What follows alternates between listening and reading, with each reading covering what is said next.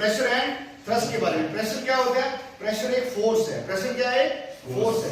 जब भी कोई फोर्स किसी ऑब्जेक्ट के पार्टिकुलर हिस्से पे लगे, जब भी कोई फोर्स किसी ऑब्जेक्ट के पार्टिकुलर हिस्से पे लगे, उसे हम क्या बोलते हैं? प्रेशर। मान लो मेरे हाथ में ये कील है और इसको मैं अपने इस फिंगर से इस थंब के ऊपर दबा रहा हूं, तो यहाँ पे क्या हो रहा है? गड्ढा बन रहा है। जब क्या हो रहा है? यहाँ पर एक गड्ढा बन रहा है, तो मेरी इस फिंगर की फोर्स जब इस ऑब्जेक्ट पे लग रही है, तो हम देखेंगे कील का जो नीचे वाला पोर्शन है ये काफी पॉइंटेड है, और पॉइंटेड होने के कारण एरिया ऑफ कांटेक्ट मेरे थंब पे कम लग रहा है। जब एरिया ऑफ कांटेक्ट कम हो तो तब क्या होता है? वहां प्रेशर बढ़ जाता है, इसलिए यहां पर क्या हुआ?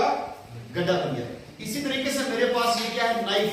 तो चाकू के दो हिस्से होते हैं, एक है ब्लंट एंड और दूसरा है शार्प एंड। जब हम शार्प एंड को किसी भी ऑब्जेक्ट के ऊपर रखेंगे तो उसका एरिया ऑफ कांटेक्ट कम होता है। जब एरिया ऑफ कांटेक्ट कम हो तो तब क्या होता है? प्रेशर बढ़ जाता है, सब्जी इजीली कट जाती है। ठीक उसी तरीके से हम एक बच्चे के साथ जहां पे एक एक्टिविटी करते हैं, आप देखते हैं कि जब भी कोई बच्चा अपने स्कूल आता है घर से, तो जैसे इसने ये बैग लगाया, आपने देखा इसने बैग लगाया हुआ है और यहाँ पर इसकी ये स्ट्रिप है, और अक्सर स्कूल बैग्स की ये स्ट्रिप चौड़ी होती है, और इसके चौड़े होने से क्या होगा? इसके कंधे का जो एरिया है, इस स्ट्रिप का और कंधे का जो एरिया ऑफ कांटेक्ट है वो ज्यादा होगा, जिसके कारण यहाँ पे प्रेशर कम पड़ेगा और इसको पेन नहीं होगा। अगर मान लीजिए इसी स्ट्रिप्स की जगह एक पतली सी स्ट्रिंग हो, एक पतली सी डोरी हो, और पतली डोरी होने के कारण क्या होगा? इसके कंधों के नीचे जो प्रेशर एरिया ऑफ कांटेक्ट कम बनेगा और प्रेशर ज्यादा होगा, इसको क्या होगा? पेन होगा।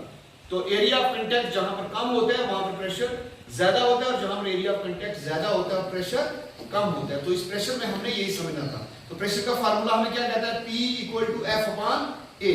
जो फोर्स जो है किसी भी ऑब्जेक्ट के पार्टिकुलर हिस्से पे जो वहां पर लगती है।